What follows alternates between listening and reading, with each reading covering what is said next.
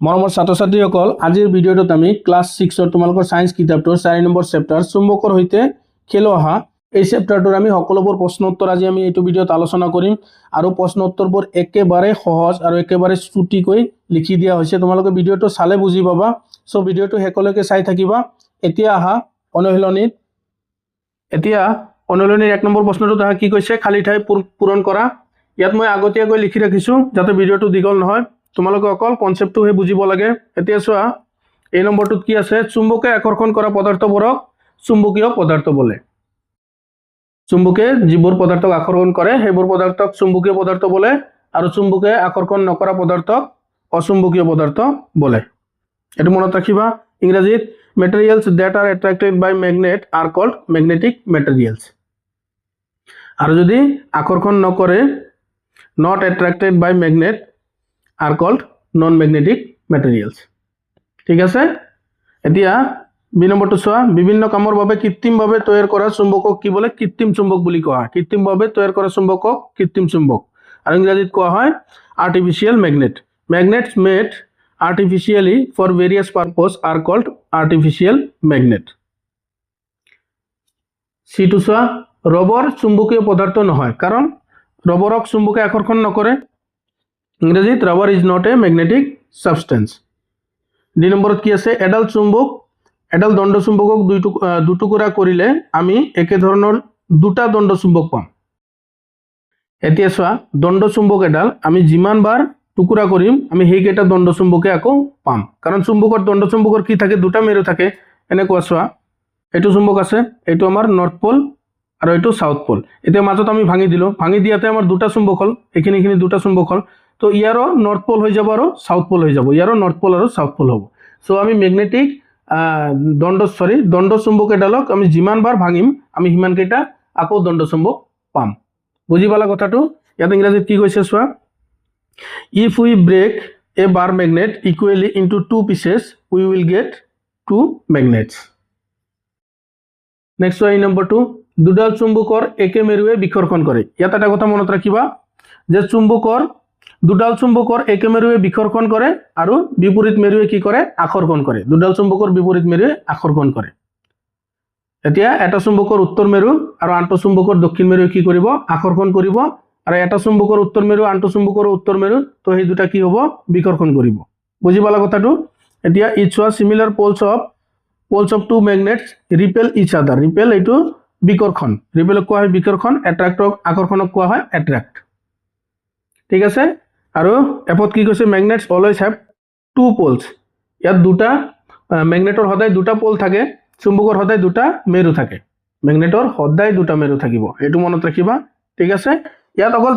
তিনটা চাৰিটা কথা মনত ৰাখিবা যে চুম্বকীয় পদাৰ্থ কোনবোৰ যিবোৰ চুম্বকে আকৰ্ষণ কৰে বিকৰ্ষণ কৰা পদাৰ্থক অচুম্বকীয় পদাৰ্থ বলে আৰু কৃত্ৰিম চুম্বক কৃত্ৰিমভাৱে তৈয়াৰ কৰা চুম্বকক কৃত্ৰিম চুম্বক বুলি কোৱা হয় আৰু ৰবৰ চুম্বকীয় পদাৰ্থ ৰবৰ কি হয় চুম্বকীয় পদাৰ্থ নহয় তাৰ পিছত যে দণ্ড চুম্বকক যিমানবাৰ টুকুৰা কৰিম আমি হিমান কেটা দণ্ড চুম্বক পাম তাৰ পিছত দুডাল চুম্বকৰ একে মেৰুৱে কি কৰে বিকৰ্ষণ কৰে আৰু বিপৰীত মেৰুৱে আকৰ্ষণ কৰে আৰু চুম্বকৰ সদায় দুটা মেৰু থাকে এইখিনি কথা মনত ৰাখিলে হৈ গল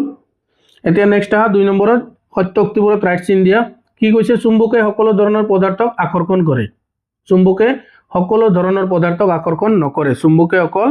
চুম্বকীয় পদাৰ্থকহে আকৰ্ষণ কৰে সো এটো কটা হ'ব তাৰ পিছত চুম্বকৰ বিপৰীত মূৰ দুটাৰ মাজত আকৰ্ষণ হয় এটো হসা চুম্বকৰ কি হয় বিপৰীত মূৰ দুটাৰ মাজত আকৰ্ষণ হয় এটো ৰাইট কোবাল্ট এবিধ চুম্বকীয় পদাৰ্থ এটো ৰাইট দণ্ড চুম্বকে সদায় উত্তৰ দক্ষিণ দিশত মুখ কৰি থাকে এতিয়া এটো মনত ৰাখিবা যে চুম্বক এটা দণ্ড চুম্বক এডাল যদি আমি ৰেষ্টত ৰাখো তেন্তে তাৰ তিহি সদায় কি কৰিব উত্তৰ দক্ষিণ দিশত মুখ কৰি থাকিব দণ্ড চুম্বক এডাল যদি আমি ৰেষ্টত ৰাখো তেন্তে ই উত্তৰ দক্ষিণ দিশত মুখ কৰি থাকে ঠিক আছে এটো ৰাইট হ'ব গৰম কৰিলে চুম্বকৰ চুম্বকত্ব গুণ হেৰায় হয় এটো সঁচা কথা গৰম কৰিলে চুম্বকৰ কি হয় চুম্বকত্ব গুণটো কমি যায় ইয়াত চোৱা ইয়াত এইটো ৰাইট হ'ব এইটো ৰাইট হ'ব এইটো ৰাইট হ'ব এইটো ৰাইট চাৰিটাই ৰাইট হ'ব 3 নম্বৰত চোৱা যে ক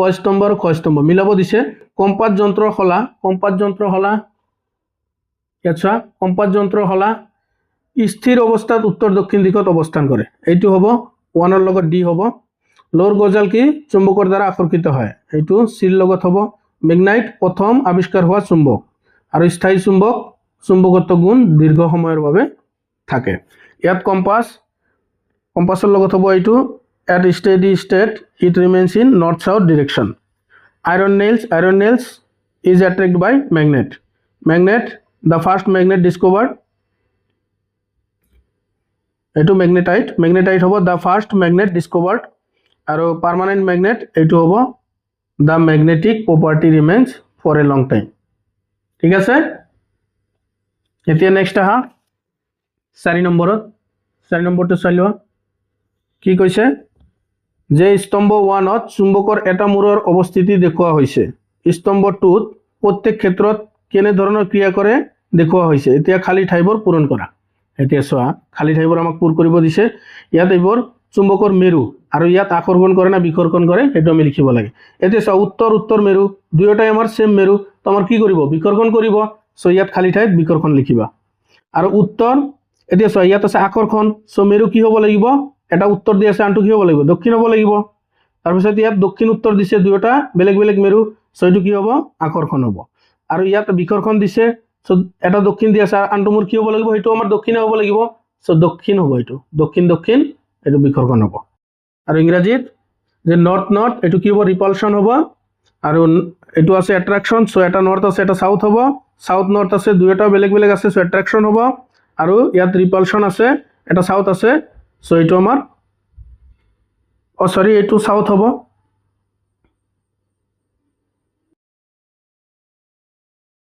এইটো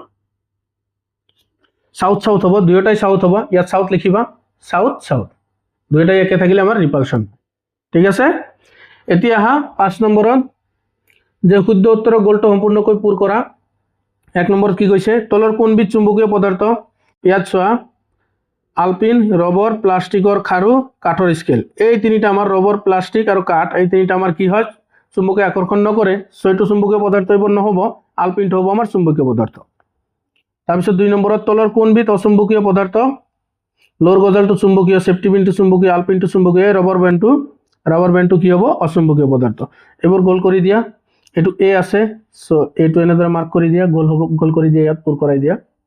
ইয়াত বি2 পুৰ কৰি দিয়া ইয়াত তাৰ পিছত চুম্বকৰ কেইটা মেৰু থাকে চুম্বকৰ সদায় দুটা মেৰু থাকে এটো শুদ্ধ উত্তৰ হ'ব সো এটো এনেদৰে পুৰাই দিয়া আৰু ইংৰাজীটোত প্ৰথমটো আমাৰ কি হ'ব এ হ'ব আলপিন এবিধ কি ম্যাগনেটিক সাবস্টেন্স তাৰ পিছতটো আইৰন নেল ৰাবাৰ বেণ্ডটো হ'ব এটো আলপিন এটো ৰাবাৰ বেণ্ড বি নম্বৰটো ৰাইট আনসাৰ হ'ব ৰাবাৰ বেণ্ডটো কি হয় নন ম্যাগনেটিক সাবস্টেন্স তাৰ পিছত how many poles are there in a magnet এটো হ'ব 2 পোলছ সো এ নম্বৰটো হ'ব এনেদৰে পুৰাই দিয়া বুজি পালা এতিয়া নেক্সট আহা 6 নম্বৰ প্ৰশ্নত কি কৈছে যে দণ্ড চুম্বক এডাল লোৰ গুৰিৰ ওচৰলৈ নিলে চুম্বকডালৰ কোনটো অংশত লোৰ গুৰি আটাইতকৈ কমকৈ লাগি ধৰিব এতিয়া চোৱা চুম্বকৰ দণ্ড চুম্বক এডাল যদি আমাৰ লোৰ গুৰিৰ ওচৰলৈ নিয়া হয় তেন্তে আমাৰ দণ্ড চুম্বকডালৰ আমাৰ মাজৰ অংশত আটাইতকৈ কম গুৰি লাগি ধৰিব লোৰ গুৰি লাগি ধৰিব কাৰণ চুম্বকীয় চুম্বকৰ পাৱাৰ আমাৰ দুটা মেৰুত বেছি থাকে চুম্বকীয় পাৱাৰ আমাৰ দুটা সাইডত বেছি থাকে মাজত কম থাকে সো ইয়াৰ উত্তৰটো চোৱা এনেদৰে লিখিবা যে দণ্ড চুম্বক এডাল লোৰ গুৰিৰ ওচৰলৈ নিলে চুম্বকডালৰ মাজৰ অংশত লোৰ গুৰি আটাইতকৈ কমকৈ লাগি ধৰিব আৰু ইংৰাজীত লিখিলে যে if a bar magnet is a brought near iron powder the iron powder will stick least to the middle part of the magnet বুজি পালা তাৰপিছতটো চোৱা যে এডাল দণ্ড চুম্বকৰ মেৰু দুটা চিহ্নিত কৰা হোৱা নাই ইয়াৰ উত্তৰ মেৰু কোনটো কিদৰে উলিয়াবা এতিয়া চোৱা দণ্ড চুম্বক এডাল যেতিয়া আমি তাক স্থিৰ অৱস্থাত ৰাখিম ই আমাৰ উত্তৰ দক্ষিণ দিশত মুখ কৰি থাকিব আৰু তেতিয়া আমি বুজি পাম কি আমাৰ পৃথিৱীৰ যোনটো উত্তৰ দিশ সেইটো আমাৰ চুম্বকৰ উত্তৰ দিশ হ'ব এনেদৰে আমি উলিয়াব পাৰো সো ইয়াৰ প্ৰশ্নৰ উত্তৰটো এনেদৰে লিখিবা চোৱা যে এডাল দণ্ড চুম্বকৰ মেৰু দুটা চিহ্নিত কৰা নাথাকিলে চুম্বকডাল এটা সূতাৰ সহায়ত মুক্তভাৱে ওলমাই দিব লাগে কিছু সময়ৰ পিছত চুম্বকডাল উত্তৰ দক্ষিণ দিশত স্থিৰ হৈ থাকিব যিটো মূৰ উত্তৰ দিশলৈ থাকে এইটোৱে চুম্বকৰ উত্তৰ মেৰু বুজি পালা কথাটো আৰু ইংৰাজীত লিখিলে এতিয়া চোৱা ইংৰাজী প্ৰশ্নটো চাই ল the poles of a bar magnet are not marked তাৰ মানে বাৰ মেগনেটৰ পোলটো মাৰ্ক কৰা হোৱা নাই how do you find out its north pole ইয়াৰ নৰ্থ পোলটো কেনেদৰে ফাইণ্ড কৰিবা এতিয়া চোৱা ইয়াৰ উত্তৰখিনি এনেদৰে লিখিবা যে if the poles of a bar magnet are not marked the magnet should be freely suspended with the help of a thread. After some time, the magnet will come to rest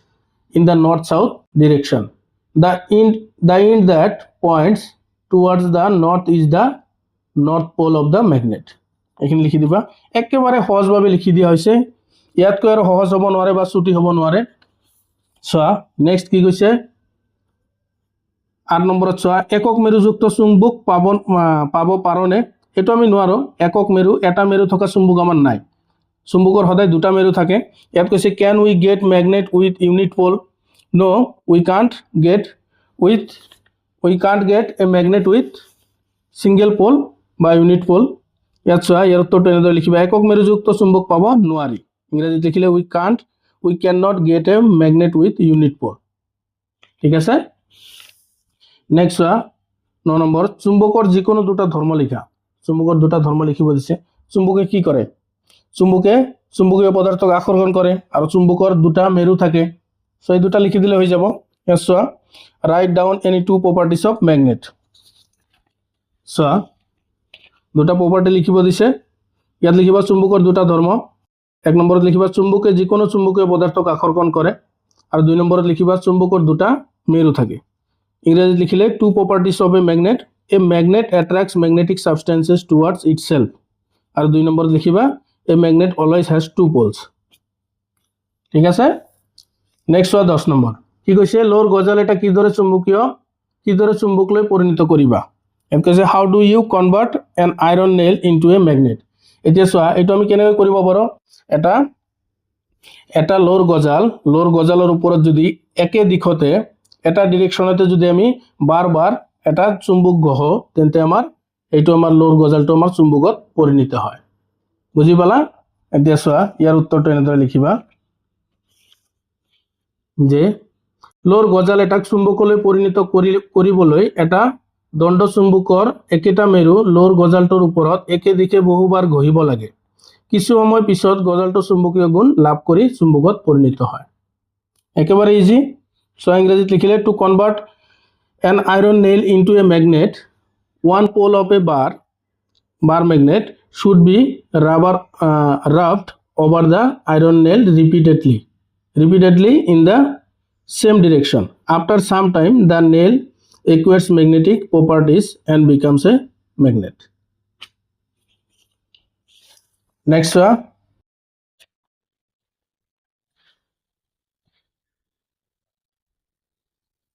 11 নম্বৰটো কি কৈছে যে মুক্তভাৱে উলমাই থলে দণ্ড চুম্বক এডাল কিয় উত্তৰ দক্ষিণাকৈ থাকে এইটো আমাৰ পৃথিৱীৰ প্ৰভাৱত কাৰণ আমাৰ পৃথিৱী কি হয় পৃথিৱী আমাৰ এডাল চুম্বক হয় চুম্বকৰ দৰে আচৰণ কৰে আৰু তাৰ প্ৰভাৱতে কি কৰে এইটো উত্তৰ দক্ষিণ মূৰকৈ থাকে এতিয়া চোৱা ইয়াৰ উত্তৰত লিখিবা এইখিনি একেবাৰে সৰুকৈ লিখি দিয়া হৈছে চোৱা শৰ্টকৈ যে পৃথিৱী নিজে এটা বৃহৎ চুম্বকৰ দৰে আচৰণ কৰে সেইভাবে মুক্তভাৱে উলমাই থোৱা চুম্বক এডাল পৃথিৱীৰ চুম্বকীয় ক্ষেত্ৰৰ প্ৰভাৱত উত্তৰ দক্ষিণ দিশত স্থিৰ হৈ থাকে আৰু ইংৰাজীত লিখিলে ইংৰাজী কোৱেশ্চনটো কি কৈছে চোৱা why does a bar magnet remain in north south direction when suspended freely চোৱা ইয়াৰ উত্তৰ লিখিবা যে the earth behaves like a giant magnet giant মানে প্ৰকাণ্ড মানে বৃহৎ giant magnet therefore when a bar magnet is freely suspended it comes to rest in the north south direction due to the earth's magnetic field এখানে লিখি দিবা next 12 নম্বৰটো যে compass যন্ত্ৰ সহায়ত কিদৰে দিক নিৰ্ণয় কৰা হয় কম্পাসৰ যোনটো খলা থাকে হেতু আমাৰ কি হয় হেতু আমাৰ এডাল চুম্বক হয় আৰু সেই চুম্বকডাল কি কৰে সদায় উত্তৰ দক্ষিণ মুখ কৰি থাকে সো আমি তেনেকৈ উলিয়াব পাৰো দিক নিৰ্ণয় কৰিব পাৰো এতিয়া চোৱা ইয়াৰ উত্তৰত লিখিবা যে কম্পাস যন্ত্ৰ এটাই চুম্বকীয় হলাডালৰ সহায়ত দিক নিৰ্ণয় কৰে যেতিয়া কম্পাসটো মুক্তভাৱে ৰখা হয় তেতিয়া হলাডাল উত্তৰ দক্ষিণ দিশত স্থিৰ হয় হলাডালৰ উত্তৰমুখী অংশই উত্তৰ দিশ সূচায় আৰু তাৰ সহায়ত আন দিশসমূহ নিৰ্ণয় কৰিব পাৰি। বুজি পালা কথাটো? আৰু ইংৰাজীত লিখিলে চোৱা, a compass determine direction with the help of its magnetic needle. When the compass is placed freely, the needle comes to rest in the north-south direction. The north pointing end of the needle indicates the north direction, and with its help the other directions can also be determined. বুঝি পালা? Next চোৱা, অশ্বক্ষুৰ আকৃতিৰ চুম্বকৰ মেৰু দুটা কিদৰে চিনাক্ত কৰিবা? অশ্বক্ষুৰ আকৃতিৰ চুম্বকৰ মেৰু দুটা আমি কিদৰে চিনাক্ত কৰিব পাৰোঁ? চোৱা ইয়াৰ উত্তৰ। ইয়াত কি আছে ইংৰাজীটো চাই লোৱা। How would you identify the two poles of a horse magnet. Horse মেগনেটৰ দুটা পোল আমি কেনেকৈ ফাইণ্ড কৰিব পাৰোঁ? চোৱা ইয়াৰ উত্তৰত লিখিবা যে অশ্বক্ষুৰ আকৃতিৰ চুম্বকৰ মেৰু দুটা চিনাক্ত কৰিবলৈ এটা কম্পাছ ব্যৱহাৰ কৰিব পাৰি। কম্পাছৰ উত্তৰ মেৰু চুম্বকৰ যি মূৰৰ ফালে আকৰ্ষিত হয় সেইটো চুম্বকৰ দক্ষিণ মেৰু, আনটো মূৰ উত্তৰ মেৰু। এতিয়া চোৱা ইয়াত কি কৈছে যে কম্পাছৰ সহায়ত আমি ইয়াৰ অশ্বক্ষুৰ আকৃতিৰ চুম্বকৰ মেৰু চিনাক্ত কৰিব পাৰোঁ। এতিয়া কম্পাছটো ওচৰলৈ নিলে কম্পাছৰ যোনটো মেৰু এই চুম্বকৰ লগত আকৰ্ষিত হ'ব, কাৰণ আমি কি জানো যে দুটা চুম্বকৰ সদায় বিপৰীতমুখী, বিপৰীত মেৰু দুটাই কি হয় আকৰ্ষণ কৰে। এতিয়া কম্পাছৰ উত্তৰ মেৰুৰ সৈতে আকৰ্ষণ কৰিলে এইটো অশ্বক্ষুৰ আকৃতিৰ চুম্বকৰ কি মেৰু হ'ব? এইটো দক্ষিণ মেৰু হ'ব, আৰু দক্ষিণ মেৰু যাৰ লগত আকৰ্ষিত হ'ব এইটো কি হ'ব? তাৰ উত্তৰ মেৰু হ'ব। বুজি পালা কথাটো? এনেদৰে উলিয়াব পাৰোঁ আমি। এতিয়া ইংৰাজীত চোৱা যে the two poles of a horse magnet can be identified with the help of a compass. কম্পাছৰ হেল্প লৈ আমি এইটো উলিয়াব পাৰোঁ। The end of the magnet that attracts the north pole of the compass needle is the south pole of the magnet. The other end is the north pole. বুজি পালা কথাটো? চোৱা নেক্সট চোৱা 14 নম্বৰটো, তোমাক এডাল দণ্ডচুম্বক আৰু সৰু এডাল প্লাষ্টিকৰ কি কৈছে? সৰু এডাল প্লাষ্টিকৰ সৰু স্কেল, এটা কাঠৰ টুকুৰা আৰু লোৰ গজাল এটা দিয়া হ'ল। ইয়াৰে কোনবিধক তুমি চুম্বকত পৰিণত কৰিব পাৰিবা আৰু কেনেকৈ? চুম্বকত পৰিণত হোৱাটো কেনেদৰে গম পাবা? এতিয়া ইয়াৰ ভিতৰত আমি কোনটো পাৰিম? প্লাষ্টিকৰ হেৰিটো স্কেলটো নাপাৰোঁ, তাৰপিছত কাঠৰ টুকুৰা এইটো নোৱাৰোঁ, লোৰ গজালটো আমি পাৰিম। লোৰ গজালক অলপ আগতে পঢ়িলোঁ আমি, লোৰ গজালটোক একেটা দিশতে দণ্ডচুম্বকডাল বাৰ বাৰ ঘঁহিলে কি হৈ যায়? এইটো লোৰটো চুম্বকত পৰিণত হয়। বুজি পালা? আৰু কেনেদৰে গম পাম এইটো? সেইটো সেই লোৰ ওচৰত কিছুমান লোৰ গুৰি বা লোৰ টুকুৰা লৈ আন লোৰ টুকুৰা লৈ চালে যদি এট্ৰেক্ট হয় তেন্তে আমাৰ কি হৈছে? চুম্বকত পৰিণত হোৱা বুলি আমি গম পাম। বুজি পালা কথাটো? চোৱা 14 নম্বৰ, যে দিয়া বস্তুসমূহৰ ভিতৰত লোৰ গজালটোক চুম্বকত পৰিণত কৰিব পাৰি। দণ্ডচুম্বকৰ এটা মেৰু লোৰ গজালটোৰ ওপৰত একে দিশে বহুবাৰ ঘঁহিলে গজালটোৰ চুম্বকীয় গুণ লাভ কৰে। হৈ গ'ল? আৰু গজালটোৰ ওচৰলৈ সৰু লোৰ টুকুৰা বা লোৰ গুৰি নিলে যদি সেইবোৰ গজালটোত লাগি ধৰে তেন্তে বুজিব পাৰি যে গজালটো চুম্বক হৈ পৰিছে। আৰু ইংৰাজীত লিখিলে, among the given objects the iron nail can be converted into a magnet. If one pole of a bar magnet is rubbed over the iron nail repeatedly in the same direction, the nail gains magnetic properties. আৰু অলপ আছে চোৱা যে if small pieces of iron or iron fillings stick to the nail when brought near it, then we can understand that the nail has become a magnet. এখানে লিখি দিবা। বুঝি পালা? নেক্সট 15 নম্বৰত যে তোমাক এডাল দণ্ডচুম্বক আৰু কিছুমান আলপিন দিয়া হ'ল। দণ্ডচুম্বকডালৰ মেৰু দুটা কেনেকৈ উলিয়াবা? ইংৰাজীত কি কৈছে চাই লোৱা। 15 নম্বৰ, you are given bar magnet and some আলপিন। তোমাক কিছু বাৰ মেগনেট আৰু এটা বাৰ মেগনেট আৰু কিছু আলপিন দিয়া হ'ল। How do you determine the two poles of it? এতিয়া এই চুম্বকৰ ইয়াৰ দুটা পোল কেনেকৈ আমি ডিটাৰমাইন কৰিম? চোৱা ইয়াৰ উত্তৰত লিখিবা 15 নম্বৰ। চোৱা যে দণ্ডচুম্বকডালৰ দুয়োটা মূৰৰ ওচৰলৈ আলপিন আনিলে দেখা যাব যে আলপিনবোৰ দুয়োটা মূৰতে বেছিকৈ লাগি ধৰে। এই দুয়োটা মূৰেই চুম্বকৰ মেৰু, আৰু মাজৰ অংশত আলপিন কমকৈ লাগি ধৰে। এইটো আমি আগতে পঢ়িলোঁ যে চুম্বকৰ দুয়োটা মূৰতহে বেছিকৈ মেগনেটিক গুণটো থাকে আৰু মাজত মেগনেটিক গুণটো কম থাকে সো বুজি পালা কথাটো আৰু ইয়াত চোৱা ইংৰাজীত when a alpins are brought near the two ends of the bar magnet they will stick more strongly to both ends দুটা এন্ডছতে strongly কি হ'ব লাগি ধৰিব and these two ends are the pole of the magnet very few alpins stick to the middle part of the magnet magnetor middle part আমাৰ একেবাৰে কমকৈ আলপিন লাগি ধৰে কথাটো বুজিলা নেক্সট চোৱা 16 নম্বৰটো যে তোমাক এডাল দণ্ড চুম্বক আৰু এটা কম্পাস দিয়া হ'ল চুম্বকডালত মেৰু চিহ্নিত কৰা হোৱা নাই কম্পাস যন্ত্ৰৰ সহায়ত কিদৰে চুম্বকডালৰ মেৰু দুটা চিহ্নিত কৰিবা এটো আমি আগতো পঢ়িলো একেটা প্ৰশ্নই চোৱা ইয়াৰ উত্তৰত লিখিবা 16 নম্বৰ যে কম্পাস যন্ত্ৰটোৰ উত্তৰ মেৰু চুম্বকডালৰ যি মেৰুৰ ফালে আকৰ্ষিত হয় সেইটো চুম্বকৰ দক্ষিণ মেৰু আনটো মূৰ উত্তৰ মেৰু এইদৰে কম্পাসৰ সহায়ত চুম্বকডালৰ মেৰু দুটা চিহ্নিত কৰিব পাৰি আমি কম্পাসৰ সহায়ত দুটা মেৰু চিহ্নিত কৰিব পাৰো কাৰণ আমি জানো যে চুম্বকৰ কি হয় দুটা চুম্বকৰ বিপৰীত মেৰুৱে আকৰ্ষণ কৰে তে কম্পাসৰ এটা চুম্বক হয় আৰু এটা চুম্বক আমাক দিয়া আছে সো দুটা চুম্বকৰ কি দুটা মেৰু যেতে আকৰ্ষণ কৰিব যদি কম্পাসৰ উত্তৰ মেৰু হয় তেন্তে চুম্বকৰ দক্ষিণ মেৰু হ'ব কম্পাসৰ দক্ষিণ মেৰু হলে চুম্বকৰ উত্তৰ মেৰু হ'ব বুজি পালা কথাটো ইংৰাজীত লিখিবা the end of the magnet that attracts the north pole of the compass needle is the south pole of the magnet the other end is the north pole in this way the two poles of the magnet can be identified with the help of a compass এখানে লিখি দিবা next 17 নম্বৰটো যে ষ্টিলৰ বেজি এটা মজিয়াত পৰি গল তুমি হাতেৰে উঠাব পৰা নাই বেজিটো কি উপায়েৰে উঠাব পাৰিবা এইটো আছে যে ষ্টিলৰ বেজি এটা মজিয়াত পৰি গৈছে এইটো আমি হাতেৰে উঠাব পৰা নাই এতিয়া কাৰ সহায়ত আমি উঠাম এইটো চুম্বকৰ সহায়ত উঠাম আমি কাৰণ ষ্টিলও আমাৰ চুম্বকে কি কৰে আকৰ্ষণ কৰে এতিয়া চোৱা এইটো 17 নম্বৰ যে বেছিভাগ ষ্টিলত লো মিশ্ৰিত হৈ থাকে হে ই চুম্বকৰ দ্বাৰা আকৰ্ষিত হয় এইভাবে আমি চুম্বকৰ সহায়ত মজিয়াত পৰা ষ্টিলৰ বেজিটো উঠাব পাৰি একেবাৰে ছুটি চোৱা most of steel contains iron so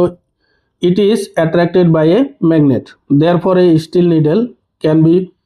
be lifted from the floor with the help of a magnetor help লৈ আমি